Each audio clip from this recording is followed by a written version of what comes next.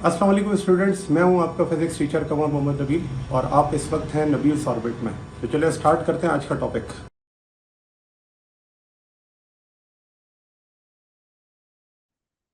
तो इसकी स्टेटमेंट मैं यहाँ पर आपको पहले बता दूं और उस स्टेटमेंट को फिर हम समझेंगे इस डायग्राम के जरिए। इसकी स्टेटमेंट ये है कि photo electric effect is the emission of electrons. कहां से? From metal surface. कब? When a light of suitable frequency is incident on it. तो बस देखिए, बहुत सिंपल सी स्टेटमेंट है। क्या है कि इलेक्ट्रॉन का इमिशन होगा मेटल सरफेस से। कब होगा? जब एक सुइटेबल फ्रीक्वेंसी क्या होती है? इसे हम थ्रेशोल्ड फ्रीक्वेंसी कहते हैं। आगे जाके मैं आपको बताऊंगा थ्रेशोल्ड फ्रीक्वेंसी क्या होती है। इसे मिनिमम फ्रीक्वेंसी कहते हैं जिस पर इलेक्ट्रॉन बाहर आ जाता है। तो उसको हम डिटेल में पढ़ेंगे। फिलहाल सुइटेबल फ्रीक्वेंसी इंसिडेंट करे किस पर? मेटल सरफेस पर। तो क्या होगा? इलेक्ट्रॉन वहां से बाहर निकलेंगे और इस इफेक्ट को हम क्या कहते हैं? Photo electric effect. अगर आप देखें तो क्या इसके अंदर इंटरेक्शन नहीं हो रहा इलेक्ट्रोमैग्नेटिक वेव का? किसके साथ? मैटर के साथ। मैटर कौन है? मेटल सरफेस है। ठीक है ना? तो यहां पर अगर आप देखें, ये है सोर्स ऑफ लाइट, और सोर्स ऑफ लाइट से लाइट निकलती है और जाके हिट करती है किस पर? मेटल सरफेस पर। ये मेटल को हम कहते हैं कैथोड, क्योंकि ये कनेक्टेड होता है नेगेटिवली चार्ज पोटेंशियल के साथ। ये है नेगेटिव चार्ज पोटेंशियल, ये है पॉजिटिव चार्ज पोटेंशियल। तो जो आपके पास पॉजिटिव के साथ कनेक्ट होगा उसे हम एनोड कहेंगे, और जो नेगेटिव के साथ कनेक्ट होगा उसे हम क्या कहेंगे? कैथोड। तो यहाँ पर आपको नजर आ रहा है कैथोड, और ये जो ब्लू कलर की रॉड नजर आ रही है ये है एनोड। एनोड पर क्या चार्ज है? पॉजिटिव। कैथोड पर क्या चार्ज है? नेगेटिव। ठीक है? और कैसे ये चार्ज मिला? बैटरी के जरिए। तो ये बैटरी मैंने यहाँ से स्विच ऑन कर दी, तो यहां पर क्या हुआ? कैथोड पर नेगेटिव चार्ज आ गया और एनोड पर पॉजिटिव चार्ज आ गया। अब क्या होगा? अब इलेक्ट्रॉन क्या होंगे? इमिट आउट होंगे। कहां से? कैथोड से। क्यों इमिट आउट होंगे? क्योंकि लाइट गई है, और लाइट के पास क्या है? एनर्जी है। और वो एनर्जी जब इस कैथोड में मेटल सरफेस के इलेक्ट्रॉन पर जाकर इंसिडेंट करेगी तो इलेक्ट्रॉन एनर्जी गेन करेंगे, और एनर्जी गेन करने के बाद वो इस मेटल सरफेस से बाहर निकल आएंगे। एंड देन मेटल सरफेस से बाहर निकलने के बाद इनको कौन वेलकम करने के लिए खड़ा है? वो है एनोड। एनोड के पर पॉजिटिव चार्ज है, वो नेगेटिव को अपनी तरफ क्या कर लेगा? अट्रैक्ट कर लेगा। एंड देन ये नेगेटिव चार्ज इस सर्किट के अंदर मूव करेंगे, और यहां पर आपके पास क्या आ जाएगा? करंट। उस करंट को हम क्या कहते हैं? Photo electric current. तो अगर आप यहां पर देखें तो हुआ क्या? यहां पर ये हुआ, लाइट इंसिडेंट हुई। लाइट के इंसिडेंट होने से क्या इमिट आउट हुए? इलेक्ट्रॉन। तो लाइट के इंसिडेंट होने से क्या हुआ? Emission of electron. उन इमिशन ऑफ इलेक्ट्रॉन को हम क्या कहते हैं? उन्हें हम कहते हैं फोटो इलेक्ट्रॉन, क्योंकि ये लाइट की वजह से प्रोड्यूस हुए या फोटोन की वजह से प्रोड्यूस हुए। इन्हें हम कहते हैं फोटो इलेक्ट्रॉन। और फोटो इलेक्ट्रॉन की वजह से इस सर्किट के अंदर करंट आया, और उस करंट को हम क्या कहते हैं? Photo electric current. और एक ऐसा प्रोसेस जिसके अंदर लाइट के जरिए फोटो इलेक्ट्रिक करंट बनता है, इस प्रोसेस को क्या कहते हैं? Photo electric effect. ठीक हो गया ना? तो आप देखें क्या हुआ कि लाइट इंसिडेंट हुई, फोटो इलेक्ट्रॉन निकले। इलेक्ट्रॉन क्या है? उन्हें फोटो इलेक्ट्रॉन कहते हैं। और फोटो इलेक्ट्रॉन के जरिए क्या हुआ? सर्किट के अंदर करंट आ गया, और उस करंट को हम क्या कहते हैं? Photo electric current. And this process is called photo electric effect. अब यहाँ पे ये जो फोटो इलेक्ट्रिक करंट है, ये एक्चुअली डिपेंड किसके ऊपर करता है? तो ये डिपेंड करता है इंटेंसिटी ऑफ लाइट पर। अब इंटेंसिटी का क्या मतलब होता है? इंटेंसिटी हम कहते हैं नंबर ऑफ फोटोन को। Intensity is proportional to number of photon. और फिजिकली ये बात कैसे पता चलती है? तो देखें, अगर आप किसी लाइट के बारे में ये जानना चाहते हैं कि वो लाइट की इंटेंसिटी कितनी है, तो उस लाइट को आप इस तरह पहचान सकते हैं कि अगर लाइट की ब्राइटनेस ज्यादा होगी, तो ब्राइटनेस ज्यादा होने का मतलब क्या है? कि उसकी इंटेंसिटी ज्यादा है। जैसे सन की बात करें तो सन को आप नेकेड आई से डायरेक्ट नहीं देख सकते ना। वजह क्या होती है? क्योंकि सन की इंटेंसिटी क्या होती है? बहुत ज्यादा होती है। तो इंटेंसिटी ज्यादा है तो इट मींस क्या है? उसमें से नंबर ऑफ फोटोन बहुत सारे निकल रहे हैं, और वो नंबर ऑफ फोटोन सारे आपकी आंखों में आते हैं। तो आपकी आंखें जो होती हैं वो खुलती नहीं है, और रेटिना पे इतने सारे फोटोन जाकर गिरते हैं तो इमेज ही नहीं बन पाती। इसीलिए हम कहते हैं कि यहाँ पर इंटेंसिटी को आप किसके जरिए पढ़ते हैं? ब्राइटनेस के जरिए। तो जिस लाइट की ब्राइटनेस ज्यादा है, इट मींस वहां पर इंटेंसिटी ज्यादा है, और इस ब्राइटनेस को हम ये भी कह सकते हैं कि नंबर ऑफ फोटोन की वजह से ब्राइटनेस क्या है, ज्यादा है। अब यहां पर इस चीज को मैं शो कर दूं कि ये जो फोटो इलेक्ट्रिक करंट है, ये सबसे पहले किन चीजों पर डिपेंड कर रहा है, तो ये डिपेंड कर रहा है फोटो इलेक्ट्रॉन्स पर। ठीक है, तो मैं यहां से स्टार्ट करता हूं कि photo electric current, photo electric current is directly proportional to number of photo electron. ठीक है ना, जितने ज्यादा फोटो इलेक्ट्रॉन होंगे उतना ही तो ज्यादा फोटो इलेक्ट्रिक करंट होगा। नंबर ऑफ फोटो इलेक्ट्रॉन किसके प्रोपोर्शनल है, नंबर ऑफ फोटोन के। जितने ज्यादा फोटोन उतने ज्यादा फोटो इलेक्ट्रॉन। फिर नंबर ऑफ फोटोन किसके प्रोपोर्शनल है, इंटेंसिटी ऑफ लाइट के। जितनी ज्यादा इंटेंसिटी होगी उतने ही तो ज्यादा फोटोन होंगे। तो इट मींस ये जो नंबर ऑफ फोटोन है ये किस पर डिपेंड करते हैं, इंटेंसिटी ऑफ लाइट पर। और इंटेंसिटी ऑफ लाइट डिपेंड करती है किसके ऊपर, स्क्वायर ऑफ डिस्टेंस पर, जैसे इनवर्स स्क्वायर लॉ भी आप करते पढ़ते हैं। तो जितना ज्यादा डिस्टेंस होगा इंटेंसिटी उतनी कम होती जाएगी। जैसे आप बल्ब के करीब जाएं तो इंटेंसिटी ज्यादा है, बल्ब से दूर जाए इंटेंसिटी कम है। ठीक है ना, तो आप देखिए मैंने ये रिलेशन इस तरह लिख दिया कि अगर आप फोटो इलेक्ट्रिक इफेक्ट में फोटो इलेक्ट्रिक करंट बढ़ाना चाहते हैं तो अल्टीमेटली आप क्या करेंगे, आप इंटेंसिटी को बढ़ाएंगे। इंटेंसिटी को बढ़ाने से नंबर ऑफ फोटोन बढ़ेंगे, नंबर ऑफ फोटोन बढ़ने से नंबर ऑफ फोटो इलेक्ट्रॉन बढ़ेंगे, और नंबर ऑफ फोटो इलेक्ट्रॉन बढ़ने से फोटो इलेक्ट्रिक करंट बढ़ेगा। ठीक हो गया ना, तो इंटेंसिटी फोटो इलेक्ट्रिक करंट बढ़ा देती है। अब इस चीज को ग्राफिकली जरा देखते हैं।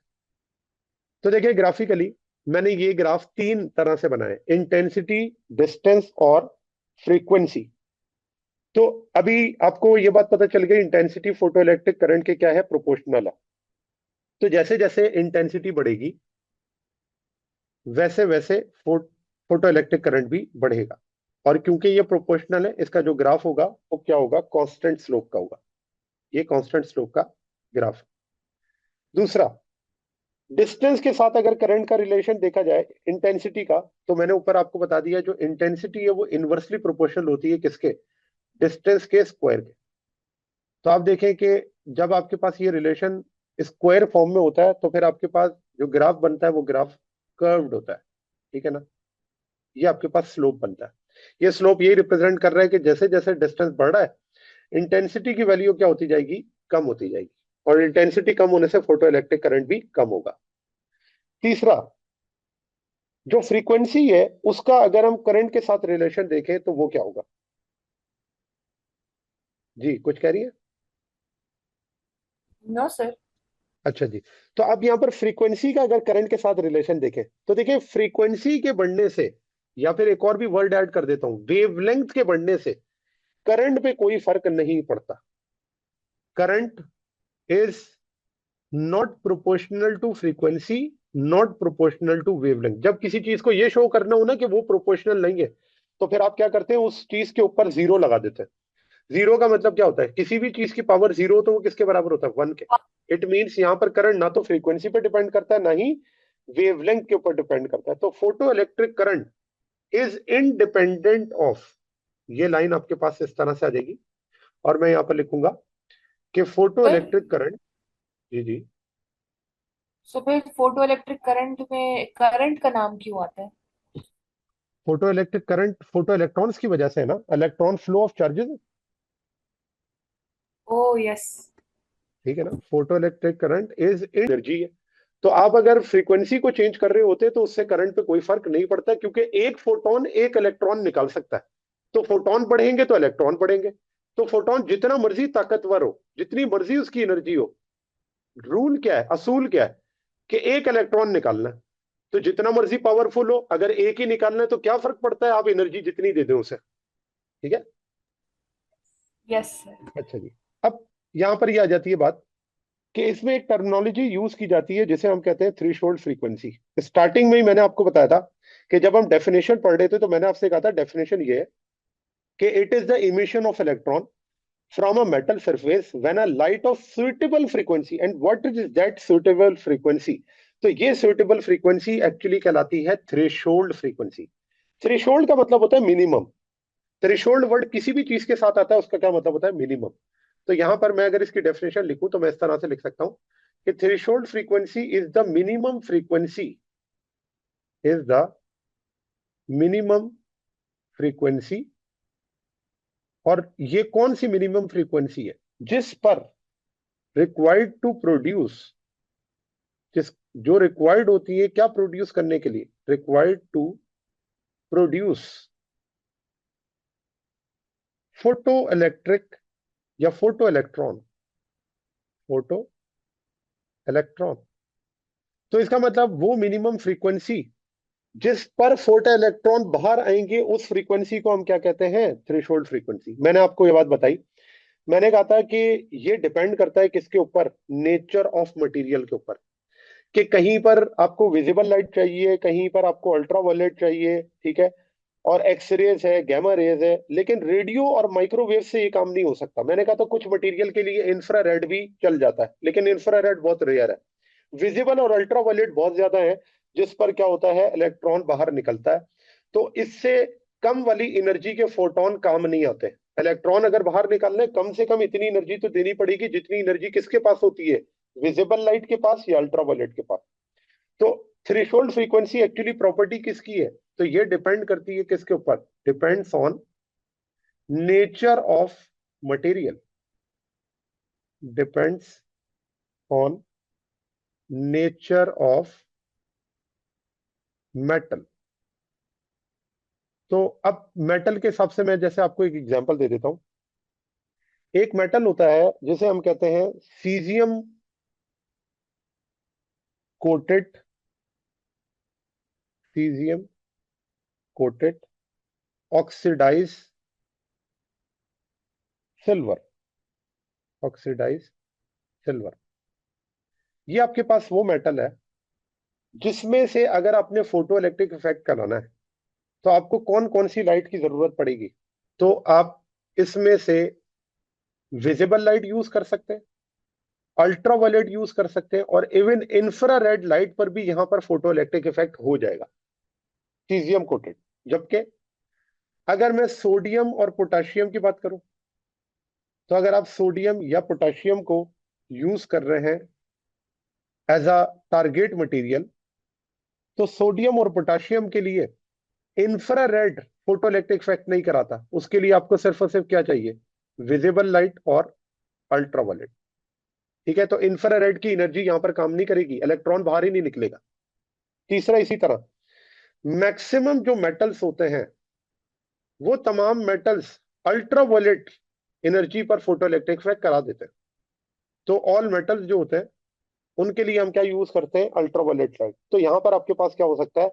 यहां पर फोटो इलेक्ट्रिक इफेक्ट हो सकता है। और इस चीज को मैं इन टर्म्स ऑफ फ्रीक्वेंसी क्या कर सकता हूँ? डिफाइन कर सकता हूँ। तो देखिए, मैं इस बात को इस तरह से लिखता हूँ, ये कंडीशन हो जाएंगी इस बात की कि लेट से अगर हम कहें कि अगर आपकी जो फ्रीक्वेंसी है वो फ्रीक्वेंसी थ्रेशोल्ड फ्रीक्वेंसी से कम है, if F is less than F naught. F naught क्या चीज है? Threshold frequency. It means no photo electric effect, no photo electric effect, no photo electric effect. ठीक है, इट मींस अगर आपकी जो फ्रीक्वेंसी है वो थ्रेशोल्ड फ्रीक्वेंसी है। कौन सी आपकी फ्रीक्वेंसी जो आप इंसिडेंट कर रहे हैं, अगर वो इंसिडेंट फ्रीक्वेंसी कम हुई किससे? थ्रेशोल्ड फ्रीक्वेंसी से, जो कि मिनिमम फ्रीक्वेंसी है, तो कोई फोटो इलेक्ट्रिक इफेक्ट नहीं होगा। ना होने का क्या मतलब है? इलेक्ट्रॉन बाहर ही नहीं निकलेगा। और दूसरा, अगर जो इंसिडेंट फ्रीक्वेंसी है वो इक्वल हो या ग्रेटर हो किससे? थ्रेशोल्ड फ्रीक्वेंसी से, तो फिर हम कहेंगे यहां पर क्या होगा? Photo electric effect. तो इसका मतलब फोटो इलेक्ट्रिक इफेक्ट हर फ्रीक्वेंसी पे नहीं होता, आपने इसके लिए सुटेबल फ्रीक्वेंसी चूज करनी होती है। यही स्टेटमेंट में मैंने आपको डेफिनेशन के अंदर यही बात क्या की थी, बताई थी। अब जैसे मैं आपको इसको मैथमेटिकली भी ये बात आपको बता देता हूं कि लेट से अगर मैं कहता हूं कि जो फ्रीक्वेंसी है, यहां पर हम लिखते हैं कि if frequency is 1.8 times of F naught. तो आप देखें, क्योंकि एफ जो है 1.8 टाइम्स है, तो इसका मतलब फ्रीक्वेंसी क्या है? ग्रेटर है ना किससे? एफ नॉट से। तो यहां पर आपके पास फोटो इलेक्ट्रिक करंट आ जाएगा, इसे हम लिख देते हैं नॉन जीरो। लेकिन अगर मैं लिखूं F is equals to 0.8 times F naught, तो अब आपको नजर आ रहा है F 0.8 है, तो इसका मतलब F की वैल्यू कम है किससे, एफ नॉट से। इट मींस यहां पर कोई फोटो इलेक्ट्रिक इफेक्ट नहीं होगा, तो करंट की वैल्यू क्या होगी, जीरो, जैसे हम फोटो इलेक्ट्रिक करंट कहते हैं। ठीक है, तो ये बात है थ्रेशोल्ड फ्रीक्वेंसी की, जो कि मैंने आपको बताई कि थ्रेशोल्ड फ्रीक्वेंसी बड़ी इंपॉर्टेंट होती है, क्योंकि फोटो इलेक्ट्रिक इफेक्ट डिपेंड ही इसके ऊपर करता है। अब आ जाए दूसरी बात पर, वर्क फंक्शन क्या है। तो देखिए, जिस तरह से अभी आपको थ्रेशोल्ड फ्रीक्वेंसी के बारे में बताया, ये वो मिनिमम एनर्जी है जिस पर फोटो इलेक्ट्रिक इफेक्ट होता है। तो अब इस चीज को अगर हम एक और सेंस में पढ़े, और वो है कि एनर्जी कितनी रिक्वायर्ड होती है इलेक्ट्रॉन को मेटल से बाहर निकलने के लिए, उसे हम किससे रिप्रेजेंट करते हैं, उसे हम कहते हैं वर्क फंक्शन। और इसको हम लिखते हैं energy required, energy required to free an electron, free an electron from a metal surface is called work function, from a metal surface, तो उसे हम क्या कहते हैं, वर्क फंक्शन। इट मींस ये वर्क फंक्शन प्रॉपर्टी है किसकी, मेटल की। तो ये दोनों चीजें जो है, वर्क फंक्शन हो या फिर थ्रेशोल्ड फ्रीक्वेंसी हो, डिपेंड किसके ऊपर करते हैं, नेचर ऑफ मेटल पर। तो कौन सा मेटल कितनी एनर्जी, मैं इसको इस तरह लिख सकता हूं मैथमेटिकली कि जो फाई है वो इक्वल है एच एफ नॉट के। ये जो एफ नॉट है ये वही थ्रेशोल्ड फ्रीक्वेंसी है। तो आप देखें, वर्क फंक्शन का थ्रेशोल्ड फ्रीक्वेंसी के साथ रिलेशन हो गया। तो वर्क फंक्शन मिनिमम एनर्जी है, या एनर्जी है required to free an electron, and F naught क्या है, minimum frequency to remove an electron from the metal surface. इसको इन टर्म्स ऑफ वेवलेंथ भी लिखा जा सकता है, लैम्डा नॉट। ठीक है ना, क्योंकि एफ नॉट किसके बराबर होता है, सी अपॉन लैम्डा नॉट के। अब यहां पर अगर मैं इस चीज को शो करूं तो मैं ये कहूंगा, ये जो एफ नॉट है ये है मिनिमम फ्रीक्वेंसी। ठीक है, मिनिमम फ्रीक्वेंसी। और ये जो लैम्डा नॉट है इसे मैं कहूंगा मैक्सिमम वेवलेंथ, मैक्सिमम वेवलेंथ, क्योंकि फ्रीक्वेंसी और वेवलेंथ इनवर्सली प्रोपोर्शनल होते हैं ना।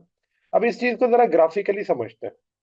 देखें, अभी मैंने आपको ये बात बता दी कि फ्रीक्वेंसी और जो वेवलेंथ है वो इनवर्सली प्रोपोर्शनल है। और दूसरा, मैंने आपको ये कंडीशन जो बताई थी कल, वो ये थी कि अगर फ्रीक्वेंसी लेस देन हो एफ नॉट के, कोई फोटो इलेक्ट्रिक इफेक्ट नहीं होगा। फोटो इलेक्ट्रिक इफेक्ट ना होने का क्या मतलब है, इसका मतलब ये है कि करंट की वैल्यू क्या होगी, जीरो।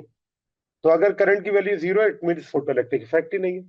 फोटो इलेक्ट्रिक इफेक्ट होने का क्या मतलब है, इसका मतलब फोटो इलेक्ट्रिक करंट है।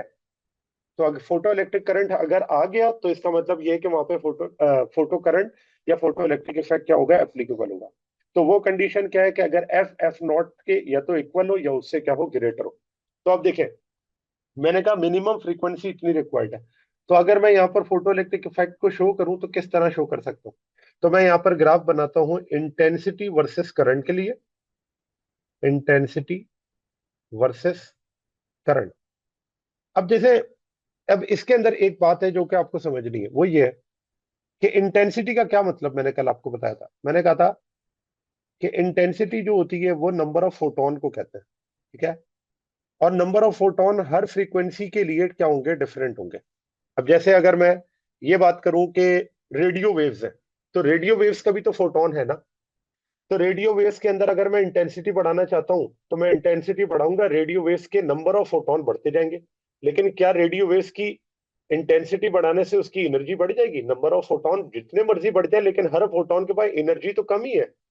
इसका मतलब अगर एनर्जी कम है तो वह इलेक्ट्रॉन को बाहर नहीं निकाल सकता। तो यहाँ पे ये बात अपने समझनी है कि इंटेंसिटी बढ़ाने से करंट तभी बढ़ेगा जब आप मिनिमम फ्रीक्वेंसी का फोटोन यूज करेंगे, जो क्या होगा, फोटो इलेक्ट्रिक इफेक्ट करवाने के लिए काफी होगा।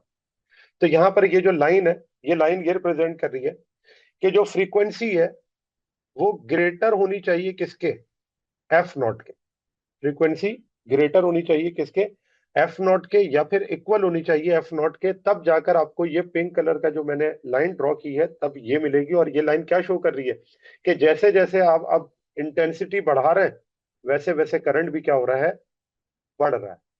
लेकिन अगर एफ लेस हो तो फिर ये लाइन कैसे बनेगी, तो फिर ये लाइन बनेगी इस तरह से कि अब ये लाइन क्या रिप्रेजेंट कर रही है, ये लाइन ये रिप्रेजेंट कर रही है कि फ्रीक्वेंसी जो है वो लेस है किससे, एफ नॉट से। तो अब आप देखें इंटेंसिटी बढ़ा रहा हूं लेकिन करंट नहीं बढ़ रहा।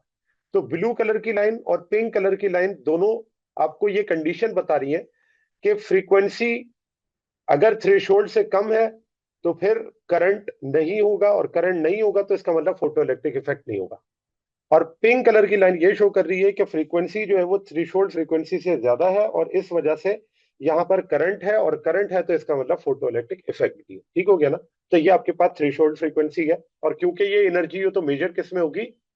जाउल्स के अंदर। It is measured in joules. ठीक है।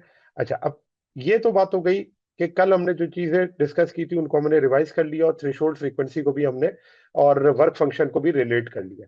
मेजर्ड इन जॉउल्स, और जॉउल्स के साथ साथ आप जानते हैं जो इसको हम इलेक्ट्रॉन वोल्ट के अंदर भी क्या करते हैं? मेजर करते हैं, जॉउल्स में या इलेक्ट्रॉन वोल्ट में।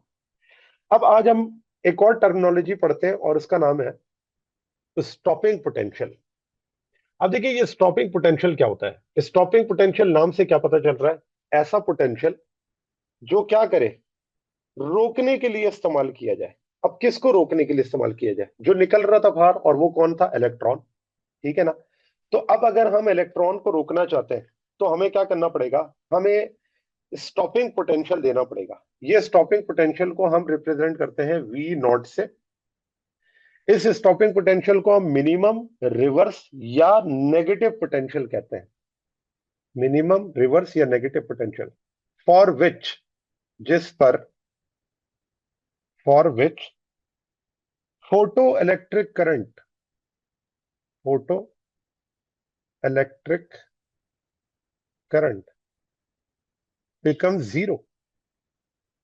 Photo electric current becomes zero. अब देखिए फोटो इलेक्ट्रिक करंट जीरो कैसे होगा? तो मैंने आपको ऊपर ये बात बता दी, और आज दोबारा हमने रिवाइज भी किया इस चीज को, कि photo electric current photo electron पर डिपेंड करता है। फोटो इलेक्ट्रॉन फोटोन पे डिपेंड करते हैं, फोटोन इंटेंसिटी पे डिपेंड करता है। ठीक है ना?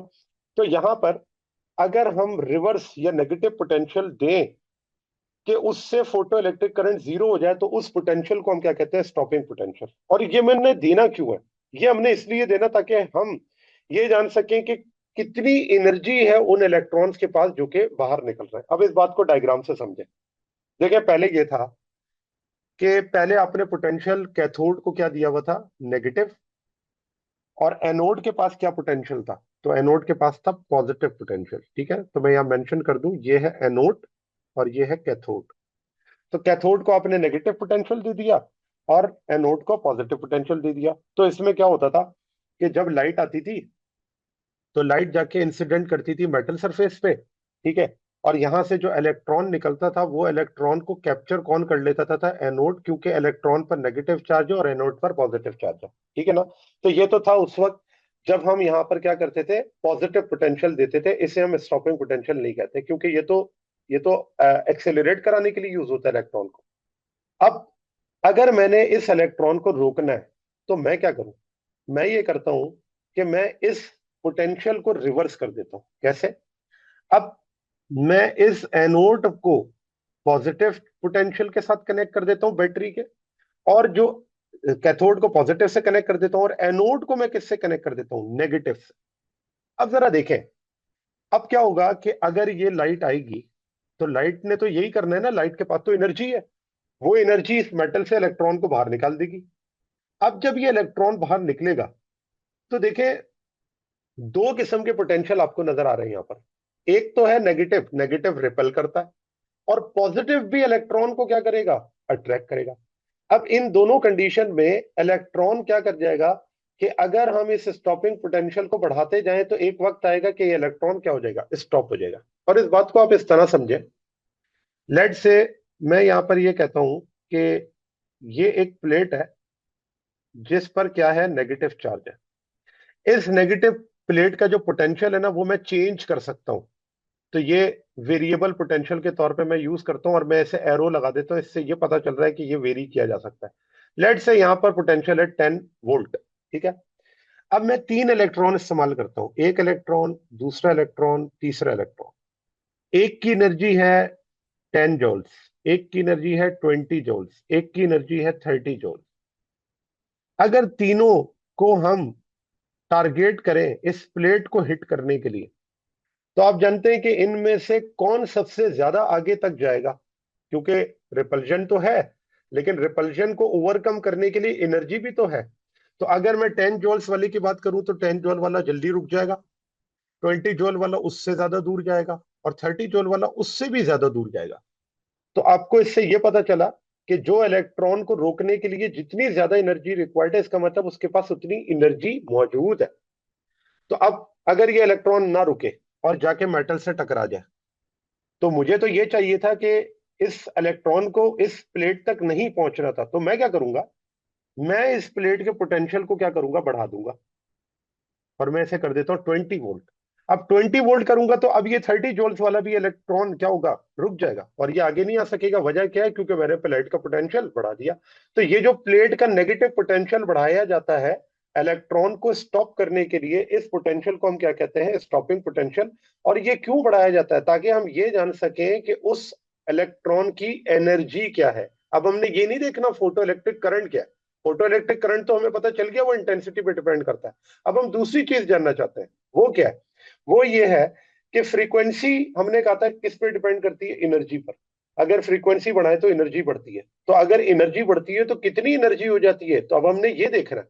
तो अगर आपने एनर्जी देखना है, तो एनर्जी को देखने के लिए हम क्या करते हैं, स्टॉपिंग पोटेंशियल को यूज करते हैं। और वो स्टॉपिंग पोटेंशियल आपको ये बता देता है कि निकलने वाला जो इलेक्ट्रॉन है उसके पास एनर्जी कितनी होगी। तो ये चीज है रिवर्स पोटेंशियल या नेगेटिव पोटेंशियल। तो आप देखें, जो भी इलेक्ट्रॉन बाहर निकलेगा उसके पास एनर्जी होगी, काइनेटिक एनर्जी, और इसे हम मैक्सिमम काइनेटिक एनर्जी कहते हैं। और ये मैक्सिमम काइनेटिक एनर्जी किस पर डिपेंड करेगी, इलेक्ट्रिक पोटेंशियल पर। ठीक है ना, इलेक्ट्रिक पोटेंशियल पर। और इलेक्ट्रिक पोटेंशियल को हम किससे लिखते हैं, इलेक्ट्रॉन वोल्ट से, इलेक्ट्रॉन वोल्ट। और यहाँ पर वी नॉट क्या है, इसे हम क्या कहते हैं, स्टॉपिंग पोटेंशियल। तो काइनेटिक एनर्जी को इस तरह लिख सकता हूँ ना, ½ mv² is equals two electron volt.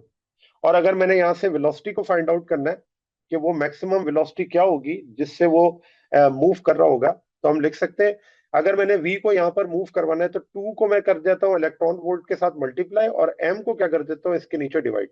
तो आप देखिए वेलोसिटी का फार्मूला क्या बन जाएगा, वेलोसिटी इज इक्वल्स टू, और वेलोसिटी के ऊपर स्क्वायर है तो यहाँ पर रूट आ जाएगा, और ये आपके पास इक्वेशन बन जाएगी 2 electron volt divided by m। तो यहां पर अगर आप देखें कि ये जो आपके पास फार्मूला बना है, ये फार्मूला है मैक्सिमम वेलोसिटी का, जिससे वो इलेक्ट्रॉन क्या करेगा, बाहर निकलेगा और एनोड की तरफ जाएगा। इसे हम कहते हैं मैक्सिमम वेलोसिटी। और ये मैक्सिमम वेलोसिटी किस पे डिपेंड कर रही है, पोटेंशियल के ऊपर, मैक्सिमम वेलोसिटी। ठीक है जी। तो स्टॉपिंग पोटेंशियल क्या हो गया, वो पोटेंशियल जो इलेक्ट्रॉन को स्टॉप करेगा, और इलेक्ट्रॉन को स्टॉप करेगा तो फोटो इलेक्ट्रिक करंट क्या हो जाएगा, जीरो हो जाएगा। तो इसी वजह से इसे हम नेगेटिव पोटेंशियल या रिवर्स पोटेंशियल कहते हैं। और इस चीज को भी हम ग्राफिकली भी आगे जाके डिस्कस करेंगे कि जब हमारे पास रिवर्स पोटेंशियल होता है तो फिर आपके पास इक्वेशन जो होती है वो किस तरह बनती है, और उसको हम किस तरह से ग्राफिकली शो कर सकते हैं। अच्छा, अब यहाँ पे नेक्स्ट पॉइंट आता है, और इस नेक्स्ट पॉइंट के बाद फिर हम इसको ग्राफिकली ऑब्जर्व करेंगे, जो कि बहुत इंपॉर्टेंट है, क्योंकि ग्राफिकली चीजें जो होती हैं वो ज्यादा क्लियर होती हैं। अच्छा, अब ये है कि देखिए, इंटेंसिटी का तो हमें पता चल गया था कि फोटो इलेक्ट्रिक करंट इंटेंसिटी पे डिपेंड करता है। अब अगर मैं एनर्जी की बात करूं, और कौन सी एनर्जी, मैक्सिमम काइनेटिक एनर्जी। तो काइनेटिक एनर्जी जो होती है वो डिपेंड करती है किसके ऊपर, फ्रीक्वेंसी के ऊपर। जब हम फोटोन की फ्रीक्वेंसी बढ़ाते हैं, और फ्रीक्वेंसी बढ़ाने का क्या मतलब था, मैंने आपको कल बताया था कि फ्रीक्वेंसी बढ़ाने का मतलब ये होता है कि आप जो लाइट की कलर है ना, उसको आप क्या कर रहे हैं, चेंज कर रहे हैं। अगर विजिबल लाइट की बात करूं तो उसके अंदर कलर को अगर आप चेंज करेंगे तो क्या होगा, एनर्जी बढ़ेगी। और अगर एनर्जी बढ़ेगी तो जो इलेक्ट्रॉन निकलेगा उसकी भी काइनेटिक एनर्जी क्या होगी, ज्यादा होगी। तो अब देखें यहां पर सबसे पहले कि जो फोटो इलेक्ट्रॉन है उसकी काइनेटिक एनर्जी, तो मैं यहां पर लिखता हूं कि kinetic energy of photo electron, photo electron, उसे मैं लिखता हूं क्या, maximum kinetic energy is directly proportional, किसके प्रोपोर्शनल, स्टॉपिंग पोटेंशियल के, स्टॉपिंग पोटेंशियल तो ये डायरेक्टली प्रोपोर्शनल है स्टॉपिंग पोटेंशियल के। फिर स्टॉपिंग पोटेंशियल डायरेक्टली प्रोपोर्शनल है किसके? फ्रीक्वेंसी ऑफ फोटोन के। फ्रीक्वेंसी ऑफ फोटोन, जितनी ज्यादा फोटोन की फ्रीक्वेंसी होगी उतना ही तो ज्यादा आपको स्टॉपिंग पोटेंशियल देना पड़ेगा। तो यहां पर जो फ्रीक्वेंसी ऑफ फोटोन है उसे हम इस तरह से लिखते हैं F minus F not.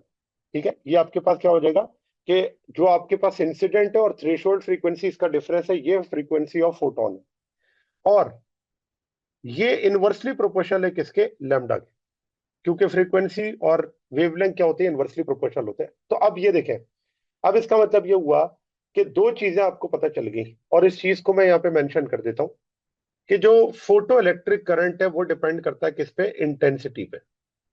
Intensity बढ़ेगी तो जो फोटो करंट है वो भी क्या होगा? बढ़ेगा।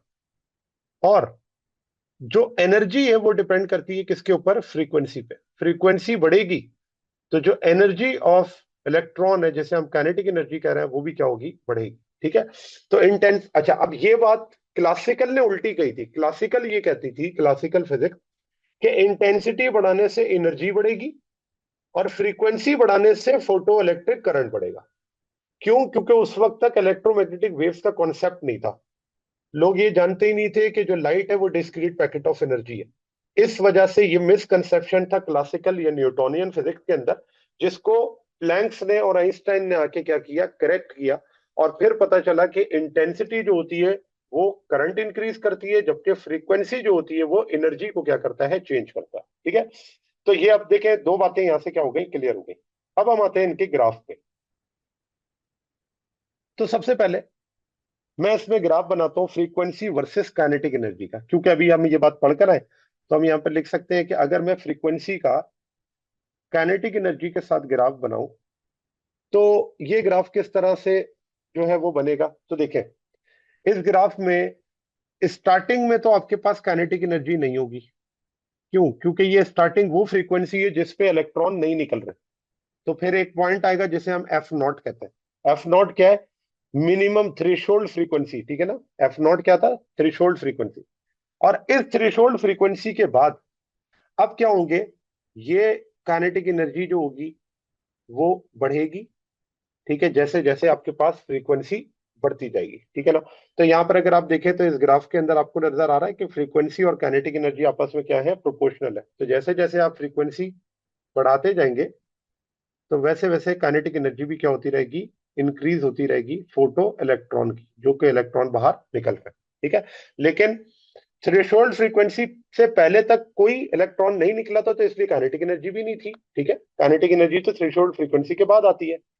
बिल्कुल इसी तरह अगर इसी ग्राफ को मैं फ्रीक्वेंसी वर्सेस पोटेंशियल के साथ बनाऊं, फ्रीक्वेंसी एंड स्टॉपिंग पोटेंशियल, तो देखिए स्टॉपिंग पोटेंशियल का काइनेटिक एनर्जी के साथ डायरेक्ट रिलेशन है। ऊपर हम लिख कर आए, ये देखें, ये लिखा हुआ है ना, काइनेटिक एनर्जी का स्टॉपिंग पोटेंशियल के साथ डायरेक्ट रिलेशन है। तो जैसा ग्राफ आपको काइनेटिक एनर्जी के लिए बनाया गया वैसा ही ग्राफ स्टॉपिंग पोटेंशियल के लिए भी होगा। तो देखें, स्टार्टिंग में जब इलेक्ट्रॉन निकले ही नहीं तो किस बात का पोटेंशियल? ठीक है ना, तो ये एफ नॉट। लेकिन जब काइनेटिक एनर्जी बढ़ेगी तो स्टॉपिंग पोटेंशियल भी क्या होगा? ज्यादा होगा। तो आप देखें ये दोनों ग्राफ क्या है? एक जैसे है ना, एक में वी नॉट है स्टॉपिंग पोटेंशियल, एक में क्या है? Kinetic energy.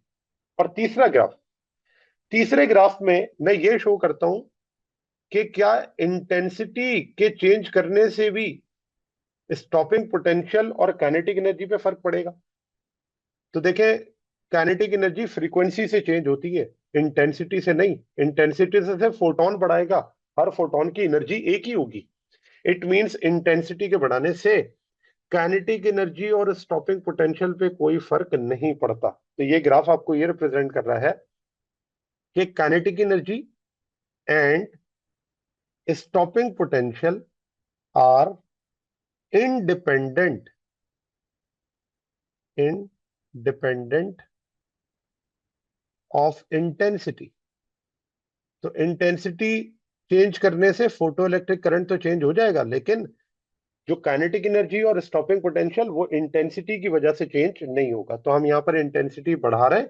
तो आप देखें कि जो येलो कलर की लाइन है वो ये रिप्रेजेंट कर रही है कि वो पैरेलल है इंटेंसिटी के। अगर वो पैरेलल है इंटेंसिटी की लाइन के तो इट मीन्स वो चेंज नहीं हो रही। और यही चीज हमने क्या करनी थी, यहाँ से ग्राफिकली ऑब्जर्व करनी थी।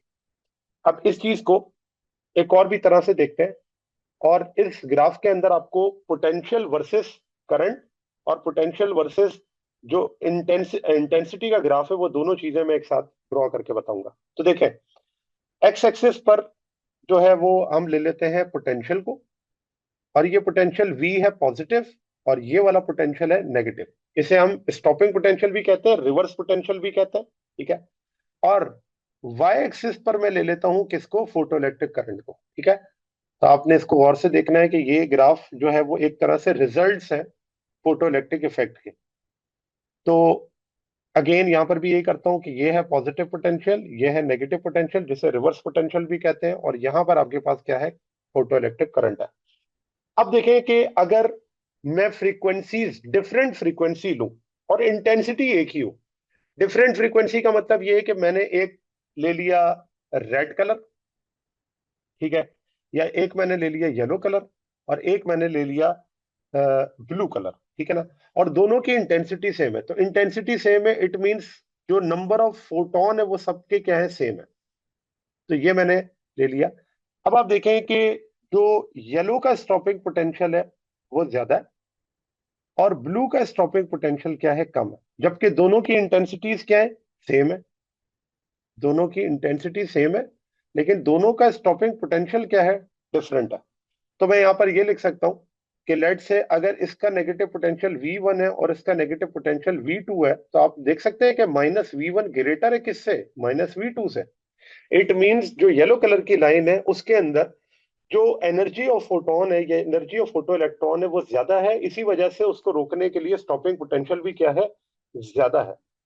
जबकि अगर मैं इस चीज को इस तरह से ड्रॉ करूं कि अब मैं डिफरेंट इंटेंसिटीज लूं बट सेम फ्रीक्वेंसी लूं, different intensity but same frequency, तो अब देखें इसी चीज को इस तरह ड्रॉ करूंगा कि अब इंटेंसिटी आपके पास डिफरेंट है लेकिन फ्रीक्वेंसी क्या है, सेम है। तो मैं यहाँ पर दो लाइंस ड्रॉ करता हूं, और उन दो लाइंस में आप देखेंगे कि वो दोनों का स्टॉपिंग पोटेंशियल क्या होगा, सेम। तो आप देखें, मैं इस चीज को इस तरह ड्रॉ करता हूँ कि ये आपके पास पहली लाइट हो गई और ये हो गई दूसरी लाइट।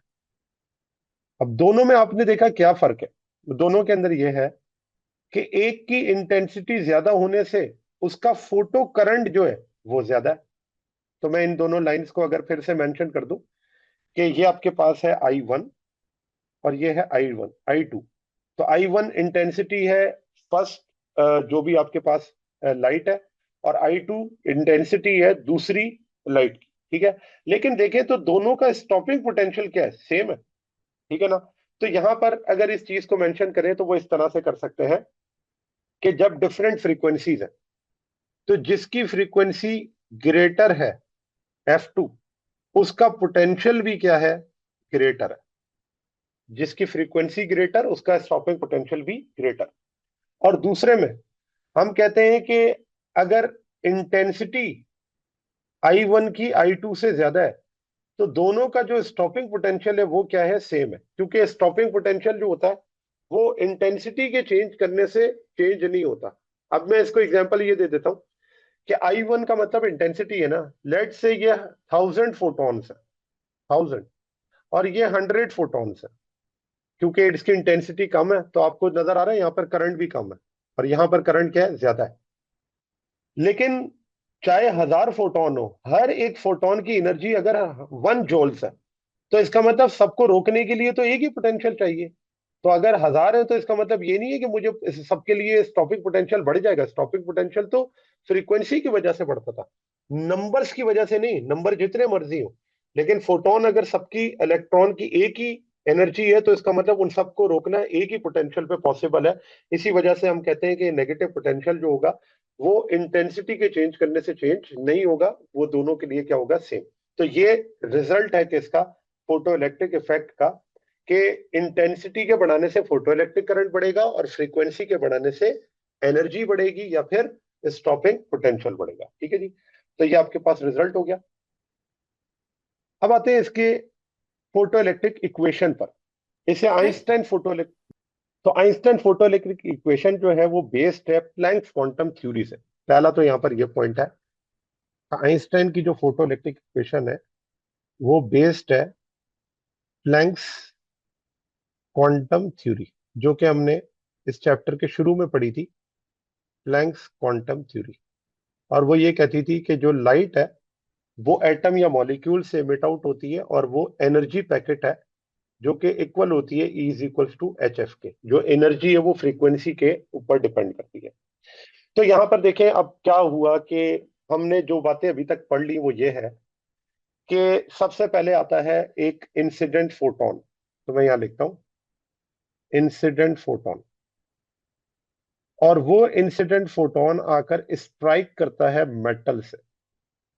तो जब वो स्ट्राइक करेगा मेटल से तो मेटल से इलेक्ट्रॉन निकालने के लिए जो एनर्जी थी उसे हम क्या कहते थे, वर्क फंक्शन। Work function. तो अब जो भी एनर्जी है वो यूटिलाइज हो जाएगी वर्क फंक्शन के अंदर। फिर जो भी इलेक्ट्रॉन निकला उसको आगे भी तो जाना है ना, और अगर आगे जाना है तो उसको क्या चाहिए, काइनेटिक एनर्जी। और ये आपके पास क्या हो गई, काइनेटिक एनर्जी। अब जरा इसको इक्वेशन में लिखते हैं। तो देखें इंसिडेंट फोटोन की एनर्जी क्या होगी, एच एफ। जो वर्क फंक्शन है उसे हम कैसे लिखते हैं, एच एफ नॉट। और जो काइनेटिक एनर्जी है वो आपके पास लिखी जाएगी काइनेटिक एनर्जी मैक्सिमम। तो आप देखें कि यहाँ पे law of conservation of energy prove हो रहा है। जो इंसिडेंट फोटोन की एनर्जी है वही दो चीजों के अंदर डिवाइड हो रही है। एक कि वो फोटो इलेक्ट्रॉन को मेटल से बाहर निकल रही है, वर्क फंक्शन ये काम कर रहा है। और जो इलेक्ट्रॉन निकल जाएगा वो जो बाकी एनर्जी के साथ आगे जाएगा उसे हम क्या कहते हैं, काइनेटिक एनर्जी कहते हैं। तो अगर मैं यहां से काइनेटिक एनर्जी को कैलकुलेट करूं तो मैं एच एफ नॉट को दूसरी तरफ भेज देता हूं। तो देखिए क्या होगा, H F minus H F naught is equals to kinetic energy. और ये जो आपको काइनेटिक एनर्जी यहाँ पे नजर आ रही है, मैक्सिमम काइनेटिक एनर्जी, इसे हम कहते हैं सरप्लस एनर्जी। अब सरप्लस का क्या मतलब होता है, सरप्लस का मतलब है एक्स्ट्रा एनर्जी जो कि फोटो इलेक्ट्रिक इफेक्ट के अंदर बच गई है। फोटो इलेक्ट्रिक इफेक्ट तो सिर्फ यहीं तक था ना कि इलेक्ट्रॉन क्या हुआ, मेटल से बाहर आ गया। अब मेटल से बाहर आने के बाद जो एनर्जी बची थी वो इलेक्ट्रॉन को अपने दे दी, और वो इलेक्ट्रॉन की एनर्जी क्या कहलाती है, मैक्सिमम काइनेटिक एनर्जी। इसे हम सरप्लस एनर्जी भी कहते हैं क्योंकि ये डिफरेंस है किसका, इंसिडेंट फोटोन और वर्क फंक्शन का। ठीक है। एक्सेस अच्छा। जी जी। एक्सेस एनर्जी कह सकते हैं। जी जी, एक्स्ट्रा एनर्जी कह सकते हैं, ठीक है ना, जो कि आपके रिएक्शन के अंदर क्या हो गई, बच गई है। क्योंकि रिएक्शन तो यही था ना कि फोटोन आया और इलेक्ट्रॉन से जो मेटल है उससे इलेक्ट्रॉन बाहर निकाल ले। तो फोटोन आया, इलेक्ट्रॉन को बाहर निकाल लिया। अब जो एनर्जी फोटोन के पास बची है वो उस इलेक्ट्रॉन को वो दे देगा ताकि वो इलेक्ट्रॉन क्या करे, मूव करे आगे। और काइनेटिक एनर्जी वही है उसकी, जिसे हम क्या कह रहे हैं, एक्स्ट्रा एनर्जी या सरप्लस एनर्जी। अच्छा, अब इसी फार्मूले को, जी लीन।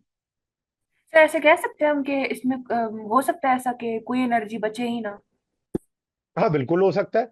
अगर हम कहें कि काइनेटिक एनर्जी जीरो है तो काइनेटिक एनर्जी जीरो का क्या मतलब है, इसका मतलब जो भी इंसिडेंट फोटोन है वो सिर्फ और सिर्फ क्या करेगा, वर्क फंक्शन करवाएगा। ठीक है ना, लेकिन ये एक आइडियल सिचुएशन होगी। जाहिर सी बात है, हमें फोटो इलेक्ट्रिक इफेक्ट करवाने के लिए इलेक्ट्रॉन को तो मूव करवाना ही है, वरना फोटो इलेक्ट्रिक करंट आएगा कैसे, एनोड तक जाना है ना उसमें। अगर एनोड तक यस जाना है तो मुझे बताएं काइनेटिक एनर्जी तो होनी चाहिए उसके पास।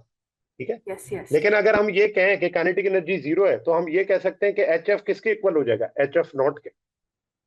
ठीक है। यस अच्छा। यस अब दूसरा, इस फार्मूले को अगर मैं इन टर्म्स ऑफ वेवलेंथ लिखूं तो देखिए मैंने आपको कल ये बात बताई थी कि v बराबर होता है एफ लैम्डा के। v is equals to F lambda. बड़ा कॉमन सा रिलेशन है फ्रीक्वेंसी का, स्पीड का और वेवलेंथ का, कि v is equals to F lambda. तो मुझे बताएं कि जहां पर f लिखा हुआ है वहां पर मैं v अपॉन लैम्डा या c अपॉन लैम्डा भी लिख सकता हूं क्योंकि c स्पीड ऑफ लाइट है। तो यही रिलेशन जो है वो क्या इन टर्म्स ऑफ वेवलेंथ लिखा जा सकता है इस तरह, H C upon lambda yes is equals to H C upon lambda naught plus kinetic energy. ठीक है। तो ये कोई नया फार्मूला नहीं है, सिर्फ मैंने क्या किया, उसी फार्मूले को, वो फ्रीक्वेंसी की फॉर्म में था, मैंने इसे किस में लिख दिया, वेवलेंथ की फॉर्म में। अब यहां से अगेन, मतलब हाँ जी। हमने इसको आइंस्टाइन्स की फोटो इलेक्ट्रिक इक्वेशन के मुताबिक इस नॉर्मल वाले फॉर्मूले को बनाया है। जी, इस फार्मूले को हमने इन टर्म्स ऑफ वेवलेंथ लिख दिया। जैसे अगर पेपर के अंदर आपको वो क्वेश्चन फ्रीक्वेंसी की फॉर्म में नहीं, आपको वेवलेंथ की फॉर्म में दे देता, तो फिर आप कैसे सॉल्व करेंगे? तो मैंने इसीलिए फ्रीक्वेंसी के बजाय इसको इन टर्म्स ऑफ वेवलेंथ लिख दिया। ठीक है। यस। अच्छा, अब अगर मैं यहां से इस फॉर्मूले को रीअरेंज करूं और फॉर एग्जांपल आपको काइनेटिक एनर्जी निकालनी हो, क्योंकि अक्सर पेपर के अंदर जो क्वेश्चन आता है वो मैक्सिमम काइनेटिक एनर्जी निकालने के लिए आता है, तो मुझे बताएं क्या होगा। H C upon lambda naught दूसरी तरफ जाके माइनस हो जाएगा। तो यहां पर मैं लिख सकता हूं कि H C upon lambda minus H C upon lambda naught. और एच सी अगर इन दोनों में कॉमन है तो आप देखें क्या आ जाएगा, 1/λ माइनस 1/λ नॉट। ठीक हो गया। तो आप सर देखें मैंने इस फार्मूले को रीअरेंज कर दिया। प्लस एच सी और माइनस एच सी जीरो नहीं होगा? पहला नहीं, लैम्डा नॉट है ना वो। अगर ये लैम्डा ओ होता तो फिर ये जीरो हो जाता। ये लैम्डा नॉट है, इसका मतलब यस। ये जो टर्म है ये डिफरेंट है। ठीक है। ओके। तो जो चीज कॉमन थी वो मैंने बाहर निकाल ली, एच सी। तो 1/λ माइनस 1/λ नॉट हो गया। ठीक है। Yes sir. अच्छा, तो अब ये बात आ गई आपके पास। अच्छा, इसके बाद इसी इक्वेशन को मैं इस तरह भी लिख सकता हूं कि ऊपर मैंने आपको ये बात बताई थी कि जो काइनेटिक एनर्जी होती है वो किसके इक्वल होती है, इलेक्ट्रॉन वोल्ट के। ठीक है ना, जितना ज्यादा स्टॉपिंग पोटेंशियल उतनी ज्यादा काइनेटिक एनर्जी। तो मुझे बताएं, ये जो मैंने काइनेटिक एनर्जी इस इक्वेशन में लिखी हुई है, क्या मैं इस इक्वेशन को इस तरह भी लिख सकता हूं कि H F is equals to H F naught plus, और काइनेटिक एनर्जी की जगह क्या लिख दूं, इलेक्ट्रॉन वोल्ट। ठीक हो गया ना। क्या किया मैंने, सिर्फ मैंने काइनेटिक एनर्जी की जगह लिख दिया इन terms of electric potential. Paper के अंदर अक्सर आपको इलेक्ट्रिक पोटेंशियल निकालने के लिए आ जाता है कि जी स्टॉपिंग पोटेंशियल निकालें। तो अब स्टॉपिंग पोटेंशियल निकालेंगे, आपको तो Einstein photo electric equation in terms of kinetic energy पता है। तो इलेक्ट्रॉन वोल्ट किस तरह निकालेंगे, तो मैंने इलेक्ट्रॉन वोल्ट के लिए भी इक्वेशन लिख दी है। अब इस इक्वेशन को रीअरेंज करें किसके लिए, इलेक्ट्रॉन वोल्ट के लिए। तो दोबारा क्या करेंगे, एच एफ नॉट को दूसरी तरफ ले जाए। तो ये हो जाएगा H F minus H F naught is equals two electron volt. और इसमें से एच कॉमन आ रहा है, तो अंदर क्या बचेगा, F minus F naught is equals to, और ये आपके पास क्या आ गया, इलेक्ट्रॉन वोल्ट। तो अब मुझे बताएं, अगर स्टॉपिंग पोटेंशियल निकालना हो तो निकाल सकते हैं ना। ये आपके पास फार्मूला बन गया स्टॉपिंग पोटेंशियल का। और इसी फार्मूले को यस। अगर मैं इन टर्म्स ऑफ वेवलेंथ लिखूं तो दोबारा वही काम करूंगा कि जहां जो एफ है वहां पर क्या लिख दें, सी अपॉन लैम्डा। तो यही फार्मूला किसके लिए बन जाएगा, इलेक्ट्रॉन वोल्ट के लिए। अब मैं ये कर रहा हूं कि अब मैं डायरेक्टली ये जो फार्मूला आपके पास लिखा हुआ है काइनेटिक एनर्जी का, मैं मेंशन कर दूं। ये जो लिखा हुआ है ना काइनेटिक एनर्जी का फार्मूला, इसी फार्मूले को मैं यूज कर लेता हूं, सिर्फ काइनेटिक एनर्जी की जगह क्या लिख दूंगा, इलेक्ट्रॉन वोल्ट। तो देखिए मैं ये डायरेक्ट लिख रहा हूं, अगर ना समझ आया तो बताइएगा। काइनेटिक एनर्जी की जगह इलेक्ट्रॉन वोल्ट आ गया, एच सी 1/λ माइनस 1/λ नॉट। ठीक हो गया ना। तो मैंने क्या किया, काइनेटिक यस। एनर्जी का सिर्फ इलेक्ट्रॉन वोल्ट लिख दिया। यही फार्मूला आपके पास क्या हो गया, as it is in terms of wavelength हो गया। तो इन टर्म्स ऑफ क्योंकि हम फ्रीक्वेंसी, इन इलेक्ट्रॉन्स की टर्म्स ऑफ, बात कर रहे हैं। जी ये इलेक्ट्रॉन वोल्ट यानी स्टॉपिंग पोटेंशियल की बात कर रहे हैं। देखिए ना, पेपर के यस। अंदर जो क्वेश्चन आता है ना, वो दो किस्म के क्वेश्चन आते हैं। वो आपको ये कह देता है कि इंसिडेंट फोटोन आया, इलेक्ट्रॉन को बाहर निकाला, वर्क फंक्शन ये था।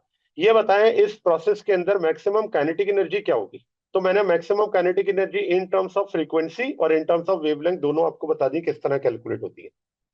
फिर कभी कभार वो आपसे काइनेटिक एनर्जी नहीं पूछता, वो आपसे ये तो पूछता है कि ये बताएं कि एक इंसिडेंट फोटोन आके मेटल से इलेक्ट्रॉन बाहर निकलता है, तो उस इलेक्ट्रॉन के बाहर निकलने के बाद स्टॉपिंग पोटेंशियल कितना होगा वो आपने कैलकुलेट करना है। अब इस क्वेश्चन के अंदर उसने आपको काइनेटिक एनर्जी नहीं पूछी, उसने आपसे पूछा पोटेंशियल बताएं कि स्टॉपिंग पोटेंशियल क्या होगा। तो अब स्टॉपिंग पोटेंशियल के लिए भी तो फार्मूला पता होना चाहिए ना। तो सिर्फ चेंज क्या है, अगर मैं आपको कहूं तो इतने फार्मूले आपको याद नहीं करने पड़ेंगे, आपको सिर्फ एक फार्मूला याद करना है। अगर आप ये स्टेटमेंट समझ लेना, ये statement, incident photon is equals to work function plus kinetic energy, that's it. सारे फार्मूले यहीं से अरेंज हो रहे हैं, यहीं से बन रहा है। आप एक एक दफा इसकी जो है वो स्टेप्स देख लेंगे तो आपको ये पता चल जाएगा। बस आपने इक्वेशन जो पहली याद रखनी है वो यही है कि incident photon is equals to work function plus kinetic energy. सिर्फ इन जगहों पर बाकी वैल्यूज या रिलेशन आप पुट करके बाकी फार्मूले क्या कर सकते हैं, ड्राइव कर सकते हैं। ठीक है। अच्छा, अब यहां पर अगर मैं इस चीज को ग्राफिकली भी शो करूं तो देखें इस तरह से, अभी मैंने ऊपर भी आपको ये ग्राफ बनाकर बताया था कि अगर मैं फ्रीक्वेंसी का काइनेटिक एनर्जी के साथ ग्राफ बनाऊं, तो मैंने आपसे कहा था स्टार्टिंग में काइनेटिक एनर्जी नहीं होती, क्योंकि आपकी जो एनर्जी होती है वो स्टॉपिंग पोटेंशियल जो फ्रीक्वेंसी होती है थ्रेशोल्ड से कम होती है, ये था एफ नॉट।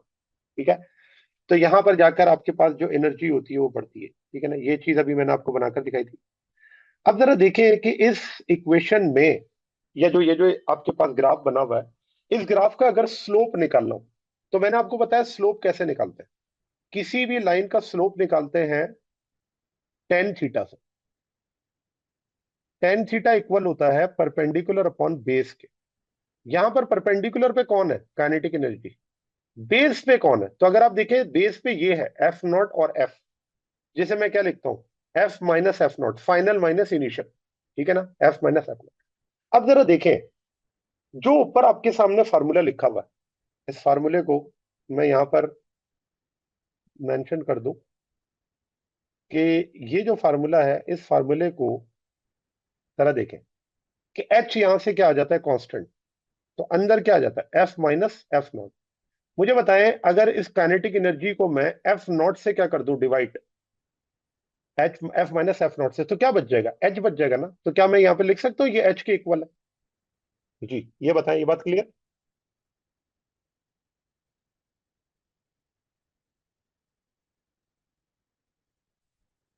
जी, देखिए इसके अंदर मैंने क्या किया, एफ माइनस एफ नॉट को जो काइनेटिक एनर्जी है उससे क्या कर दिया, डिवाइड। तो बच क्या गया, एच। इसका मतलब इस ग्राफ का जो स्लोप है वो किसके बराबर है, प्लैंक्स कांस्टेंट के, एच के। ठीक है, बिल्कुल इसी तरीके से उसके अंदर बिल्कुल सेम वही जो लाइन है वो बनेगी जिस तरह से काइनेटिक एनर्जी और फ्रीक्वेंसी के दरमियान बनी थी। तो ये आपके पास जो ग्राफ था ये उस दिन रह गया था, इसको हमने आज क्या करना था, कंप्लीट। तो अब अगर आप देखें इस ग्राफ का, अगर मैं स्लोप देखूं, तो इस ग्राफ का जो स्लोप है वो किसके इक्वल होगा, तो स्लोप इज इक्वल्स टू, और स्लोप बराबर होता है परपेंडिकुलर अपॉन बेस के। परपेंडिकुलर पे यहाँ पे कौन है, तो वो है वी नॉट, और बेस पे कौन है, तो वो है एफ माइनस एफ नॉट। तो V naught divided by F minus F naught, ये आपके पास क्या है, स्लोप। और ये वैल्यू किसकी देता है, एच अपॉन ई की। एच प्लैंक्स कांस्टेंट है और ई क्या है, चार्ज ऑफ इलेक्ट्रॉन। तो ये हमारे पास लास्ट में रह गया था। और अब आज हमने इसको कंसोलिडेट करना है टॉपिक को, और इसके अंदर ये इंपॉर्टेंट पॉइंट्स हैं तीन, जो कि हमने पहले भी डिस्कस किए हैं, लेकिन इसको कंसोलिडेट करने के लिए इस चीज को यहाँ पर हम मेंशन कर देते हैं। और वो ये है कि फोटो इलेक्ट्रिक इफेक्ट स्टार्ट करने के लिए कम से कम एनर्जी कितनी रिक्वायर्ड है। तो मैंने कहा कि अगर फ्रीक्वेंसी लेस हो किससे, थ्रेशोल्ड फ्रीक्वेंसी से, तो कोई फोटो इलेक्ट्रिक इफेक्ट नहीं होगा, नो फोटो इलेक्ट्रिक इफेक्ट। और इस केस में अगर फोटो इलेक्ट्रिक इफेक्ट नहीं है, तो हम यहाँ पर कहेंगे कि करंट की वैल्यू जीरो होगी। कौन सा करंट, फोटो इलेक्ट्रिक करंट। और जो काइनेटिक एनर्जी होगी वो भी क्या होगी, जीरो होगी। फिर दूसरा, अगर जो फ्रीक्वेंसी है वो इक्वल हो किसके, थ्रेशोल्ड फ्रीक्वेंसी के। अब यहाँ पर फोटो इलेक्ट्रिक इफेक्ट तो होगा और करंट भी यहाँ पर मौजूद होगा, क्योंकि फोटो इलेक्ट्रिक इफेक्ट अगर मैं कह रहा हूँ तो हो रहा है, इसका मतलब इस वजह से ही तो हम कह रहे हैं कि फोटो इलेक्ट्रिक करंट है, तो कह रहे हैं कि करंट है वहां पर। लेकिन क्योंकि जो आने वाली फ्रीक्वेंसी है वो क्योंकि इक्वल है किसके, उस मेटल की वर्क फंक्शन के, तो हम कहेंगे कि यहाँ पर जो काइनेटिक एनर्जी होगी वो जीरो होगी। इसका मतलब इलेक्ट्रॉन फ्लो नहीं करेगा, या इलेक्ट्रॉन मूव नहीं कर सकेगा, लेकिन फोटो इलेक्ट्रिक करंट वहां पर होगा। और तीसरा, if F is greater than F not, अगर फ्रीक्वेंसी थ्रेशोल्ड फ्रीक्वेंसी से ज्यादा हो, तो इसमें तो ऑब्वियसली फोटो इलेक्ट्रिक इफेक्ट होगा, फोटो इलेक्ट्रिक इफेक्ट। और इस केस के अंदर हम ये कहेंगे कि करंट भी नॉन जीरो होगा, और क्योंकि जो सरप्लस एनर्जी होगी वो भी उस काइनेटिक एनर्जी को मिल जाएगी, तो यहाँ पर जो काइनेटिक एनर्जी है वो भी क्या होगी, नॉन जीरो। ठीक है, तो ये लास्ट में तीन पॉइंट्स है जो कि फोटो इलेक्ट्रिक इफेक्ट को कंसोलिडेट करते हैं कि पूरे हमने जो टॉपिक में जो बातें पढ़ी वो किस चीज को रिप्रेजेंट करती हैं। तो ये आपका टॉपिक यहाँ पे जाके होता है कंप्लीट। यहाँ पर लास्ट में इसकी एप्लीकेशन को अगर आप देख लें कि फोटो इलेक्ट्रिक इफेक्ट यूज कहाँ कहाँ होता है, तो देखिए फोटो इलेक्ट्रिक इफेक्ट की जो एप्लीकेशन है उसके अंदर आ जाता है सिक्योरिटी सिस्टम्स, जो आपकी काउंटिंग मशीन्स है, जो ऑटोमेटिक डोर सिस्टम है, उन सब के अंदर हम इसे क्या करते हैं, यूज करते हैं। तो मैं यहाँ पर अगर लिखूं इसका सिक्योरिटी सिस्टम, क्योंकि वो सेंसर बेस्ड होता है। इसी तरह से काउंटिंग सिस्टम, जो काउंटिंग मशीन होती है, करेंसी काउंटिंग मशीन, तो उसके अंदर भी फोटो इलेक्ट्रिक इफेक्ट जो होता है वो लगा हुआ होता है। इसी तरह ऑटोमेटिक लाइट सेंसर, जो आपकी स्ट्रीट लाइट्स होती हैं, उनमें इसको लगाया जाता है, ऑटोमेटिक लाइट सेंसर। और इसी तरह जो आपके पास लाइट मेटल जो फोटोग्राफी होती है, साउंड ट्रैक मूवीज होती हैं, एक्सेट्रा, बड़े सारी इसकी एप्लीकेशन है। तो ये वो एप्लीकेशन है जो जिसके अंदर फोटो इलेक्ट्रिक इफेक्ट क्या होता है, यूज होता है, जो कि हमने। जी स्टूडेंट्स, तो ये था आज का हमारा टॉपिक। उम्मीद है आपको ये टॉपिक समझ आया होगा। अगर आप नबील्स ऑर्बिट में रहना चाहते हैं तो सब्सक्राइब करें और नई आने वाली वीडियोस के लिए बेल आइकन प्रेस करें। Thank you very much. अल्लाह हाफिज़।